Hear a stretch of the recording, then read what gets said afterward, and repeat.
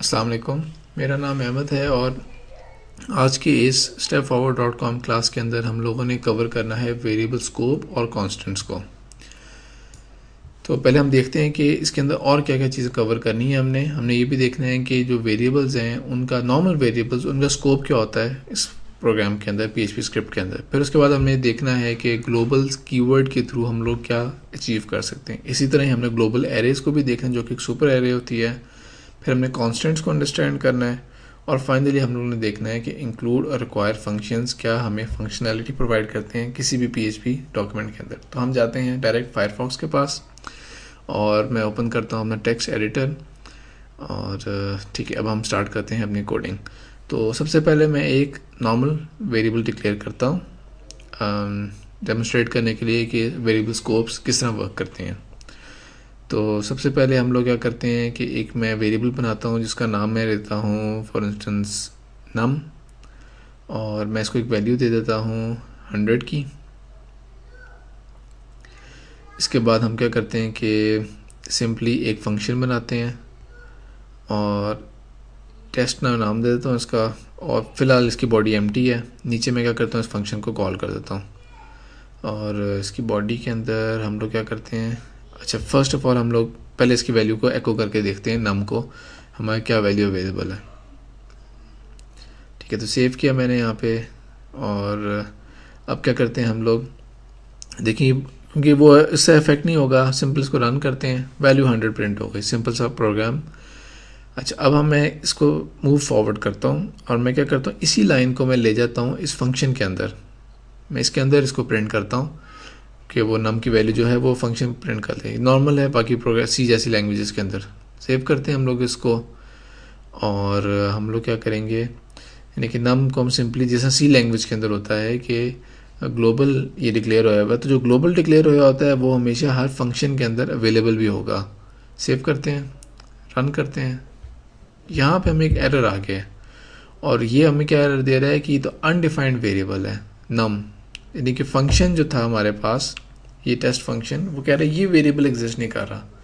इसका रीज़न क्या है, इसका रीज़न ये है कि PHP के फंक्शनैलिटी सी से इस हिसाब से डिफरेंट है कि जो ग्लोबल वेरिएबल्स होते हैं जैसा नम हो गया, वो बाय डिफ़ॉल्ट कभी भी फंक्शंस के अंदर, यूज़र डिफाइंड फंक्शंस के अंदर अवेलेबल नहीं होंगे, एक्सेसिबल नहीं होंगे। इनको एक्सेसिबल मतलब कि इसकी एक्सेसिबिलिटी ब्लॉक की जाती है। तो इसको करने का तरीका क्या है कि मैं इसको पास कर देता हूँ ऊपर टेस्ट n, बॉडी के अंदर मैं क्या करता हूँ एको कर देता हूँ उस वैल्यू, जी ऑफ कोर्स मुझे नीचे वाली जो टेस्ट लाइन है इसके अंदर भी इसको नम करना पड़ेगा। आउटसाइड तो नम ही है, इनसाइड फंक्शन के अंदर हम उसको n से रिसीव कर रहे हैं। फ्रेश किया, ठीक है 100 वैल्यू आ गई मेरे सिंपल।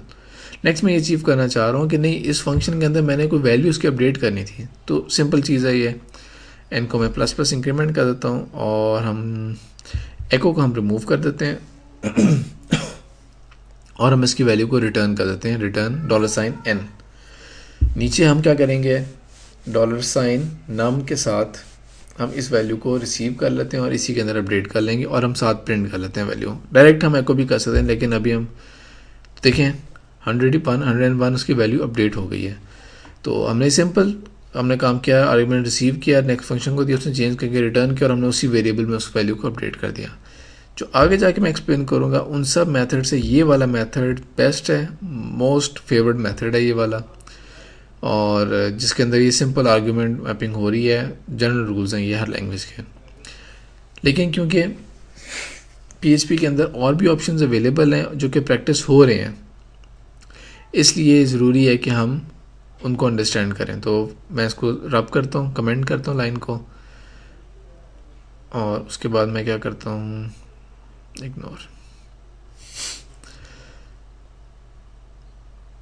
ठीक है जी, अब हम क्या करते हैं नम ही को ++ करना है, ये हमें एरर देगा जिससे हमने देखा था। लेकिन अगर मैं यहाँ पे यूज़ कर दूँ एक ग्लोबल कीवर्ड, और आप देखें जैसे मैंने चेंज किया उसका कीवर्ड का कलर चेंज हो गया, जैसा फंक्शन का कलर है उसी तरह ही ग्लोबल का भी कीवर्ड कलर वही आ गया।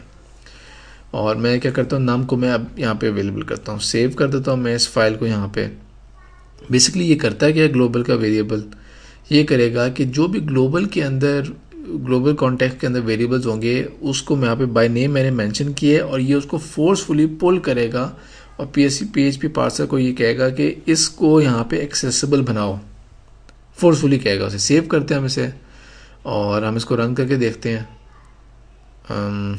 नीचे हमें इसे वैल्यू एको करनी पड़ेगी, ठीक है। सेव करते हैं, यहाँ पे क्या रिफ्रेश, तो ये देखें 101 अब हमारी वैल्यू अपडेट हो रही है। और ये बेसिकली कोई अलग से वेरिएबल नहीं है कि अलग वेरिएबल इस बॉडी के अंदर, ये बेसिकली वही वेरिएबल जो ग्लोबल कॉन्टेक्स्ट में अवेलेबल है, ग्लोबल कीवर्ड से हम लोग इसको यहाँ पे एक्सेसिबल बना रहे हैं, जो कि बाय डिफ़ॉल्ट प्रिवेंटेड होता है फॉर मैनी अदर रीजंस।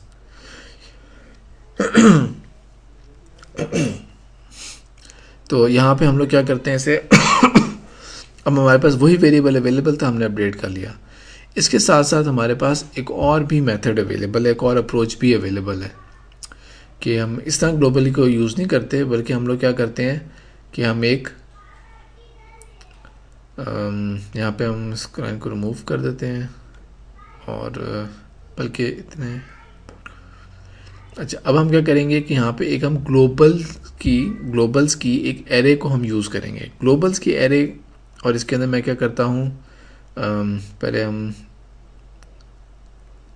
ठीक है, ग्लोबल्स एरे क्या होती है बेसिकली कि जो भी वेरिएबल्स अवेलेबल होते हैं हमारे पास ग्लोबल कॉन्टेक्स्ट के अंदर, वो ऑटोमेटिकली एक एरे होती है ग्लोबल्स के नाम से, उसके अंदर वो अवेलेबल है। तो मैं उसको as an array, associative array use कर सकता हूँ। उसके कॉन्टेक्स्ट के अंदर मैं वो वैल्यू दूंगा जो वेरिएबल के नाम पे। अब मैं इस तरह ये कोड लेके सेव करता हूँ और रन करते हैं इस कोड को। देखिए 101 आंसर आ रहा है। अब इसने एक दफ़ा मैं दोबारा एक्सप्लेन कर दूँ, ग्लोबल्स एरे ने नम को एक्सेस किया और उसने उसकी वैल्यू इंक्रीमेंट कर दी। और क्योंकि ग्लोबल्स एरे है तो इसके लिए हमने इसको एक फंक्शन देखा था हमने, प्रिंट अंडरस्कोर आर, जो बना ही एरेज के लिए। तो हम इस एरे को प्रिंट करके देखते हैं और ताकि कन्फ्यूजन ना हो तो हम क्या करते हैं, नीचे जो एको हमने लाइन लिखी हुई है इसको हम पहले कर लेते हैं ताकि हमें सिर्फ वो आउटपुट नज़र आए। तो ये हमें एक एरे का आउटपुट नज़र आ गया ग्लोबल्स का। इसका हम आउटपुट और इम्प्रूव कर लेते हैं। पहले हम एको और हम प्री टैग्स, जो प्री फॉर्मेटेड टैग्स होते हैं, उनको यूज़ कर लेते हैं। इसी लाइन को कॉपी करते हैं नेक्स्ट पे और प्री को क्लोज कर देते हैं। सेव, रिफ्रेश, ये मेरे पास एरे आ रही है। इसको मैं जूम इन कर लेता हूँ थोड़ा सा, ठीक है। अब देखें कि ये एरे थी, ग्लोबल्स एरे, उसका नाम यहाँ पे कॉन्टेक्स्ट में आ रहा है रिकर्जन, इसको भी हम छोड़ देते हैं। पर एक और एरे है अंडरस्कोर पोस्ट, एक और एरे है अंडरस्कोर गेट, एक और एरे है अंडरस्कोर कुकी, इस तरह फाइल्स। ये नीचे हमें वेरिएबल नज़र आ रहा है जो हमने डिक्लेयर किया था, नम और उसकी वैल्यू। और अगर मैं यहाँ पे, यानी कि हमने जिस तरह इसको एक्सेस किया मैंने, अब मैं यहाँ पे अगर एक और वेरिएबल डिक्लेयर कर देता हूँ num1 और इसको मैं वैल्यू 1 दे देता हूँ, सेव करता हूँ, देखें ये भी यहाँ पे नज़र आएगी आपको एग्जैक्टली।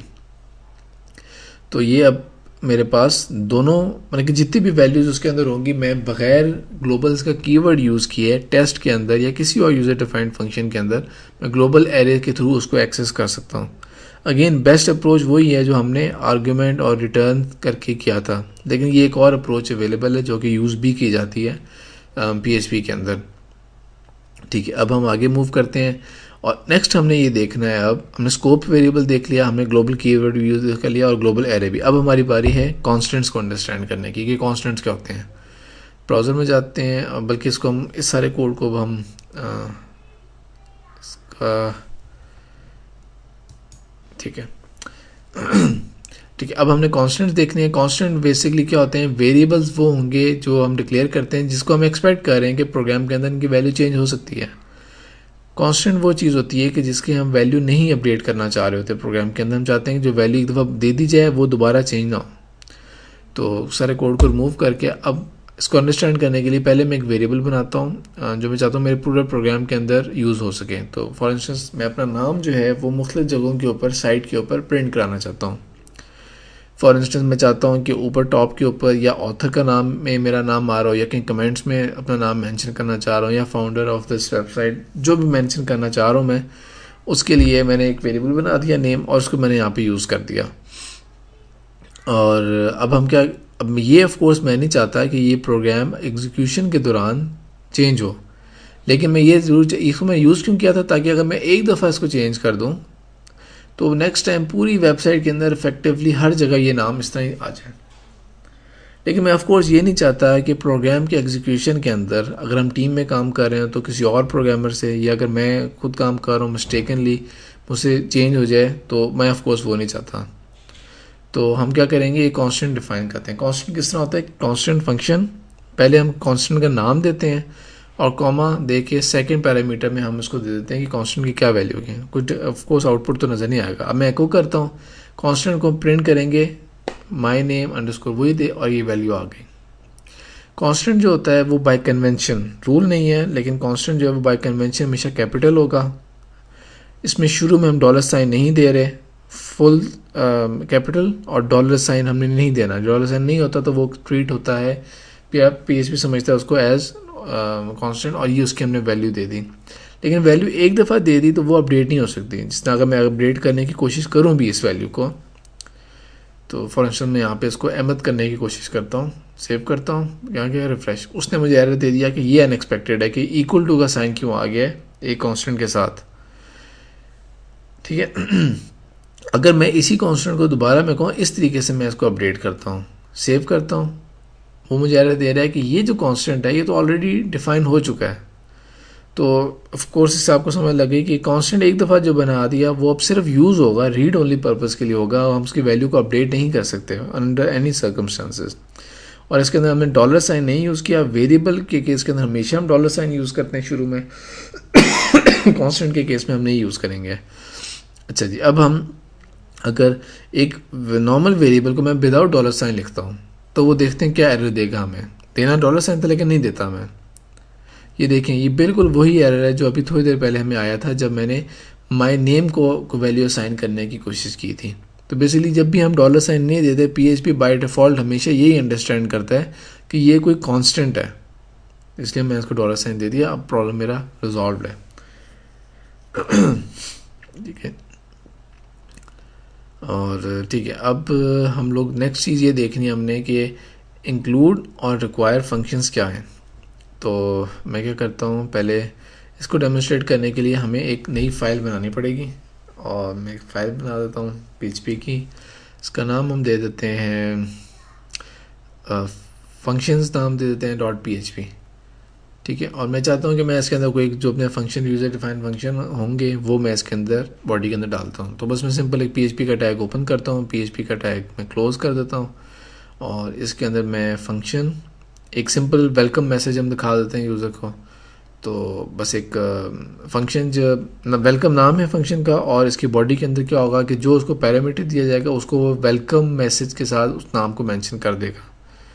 तो हम एको कर देते हैं हम, और एको के अंदर हम लिखते हैं वेलकम, और हम साथ नेम डॉलर साइन नेम इसके अंदर मेंशन कर देंगे, और ऊपर हम पैरामीटर के अंदर भी नेम मेंशन कर देते हैं। सेव करते हैं और हम जाते हैं अब अपने इंडेक्स पेज के अंदर। पहले अंडरस्टैंड नहीं करें कि इसकी ज़रूरत क्या पड़ी। इसकी ज़रूरत ये है कि फॉर इंस्टेंस अगर हमारे पास कोई ऐसा फंक्शन है, यूज़र डिफाइंड जितने भी फंक्शन होंगे, वो बेस्ट अप्रोच ये है कि हम एक्सटर्नल फाइल में उसको मेंशन करें, और ताकि हम बाकी अपने प्रोग्राम्स के अंदर उसको सिर्फ हमने रेफ़र करें हम, और हमें दोबारा हर दफ़ा उसको कॉपी पेस्ट ना करना पड़े उस पूरे फंक्शन को, सिर्फ हम रेफ़र करेंगे तो यूज़ हो जाए। तो मैं एक वेरिएबल बनाता हूँ जिसमें अपना नाम मैं दे देता हूँ, और उसके बाद मैं क्या करता हूँ कि इस फंक्शन को मैं इंक्लूड करना चाह रहा हूँ। ये एक्सटर्नल फाइल है, इस एक्सटर्नल फाइल को मैंने अपने इस कोड के अंदर रेफ़र करना है। जिस तरह ये उसके अंदर होता है हेडर फाइल्स होती हैं, और इस तरह बाकी हर प्रोग्रामिंग लैंग्वेज के अंदर एक्सटर्नल फाइल को इंक्लूड करने का वे है।